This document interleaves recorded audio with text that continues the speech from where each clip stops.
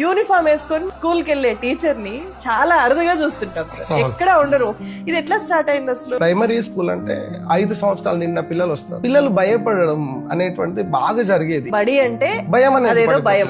నా అనుభవము ఈ పిల్లలకి ఇంకా దగ్గర అవడానికి ఏమన్నా పనిచేస్తుందా పిల్లల పక్షాన అనేటువంటి ఆలోచనతో 2020 జనవరి 3వ తారీఖు సావిత్రిబాయి పులే గారి జయంతి మేడం. ఆ రోజు నుంచి నేను యూనిఫామ్ స్టార్ట్ చేయడం జరిగింది. మీరే యూనిఫామ్ ఇక్కడ కూడా యూనిఫామ్ వేసుకొని వచ్చారు. Yes, ma'am. మిమ్మల్ని బయట నుంచి చూసేవాళ్ళు ఏంటినా, మీ చుట్టూ ఉండే ఇతర టీచర్స్ ఎవరు మీలాగా ఉండరు కదా, వాళ్ళందరూ నెగిటివ్ మైండ్ సెట్ తో చూసే వాళ్ళు ఉంటారు, హేళనగా చూసే వాళ్ళు కూడా ఉంటారు. రిసీవ్ చేసుకునే వాళ్ళు బాగానే రిసీవ్ చేసుకున్నారు సార్. ఏదో ప్రయత్నం అంటే అప్పటికే మనము చదువు మాని వేసిన పిల్లల మీద నేను చాలా దృష్టి పెడతాను.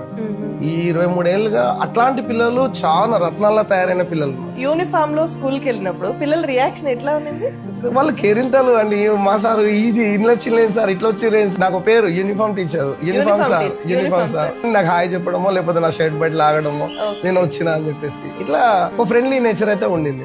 అంటే ఫ్రీగా మూవ్ అవడానికి. ఎస్ మేడం, ఫ్రీగా మూవ్ అవ్వడం మేజర్ గా. రెండోది వాళ్ళకు ఒక డిసిప్లిన్ ఉంటది.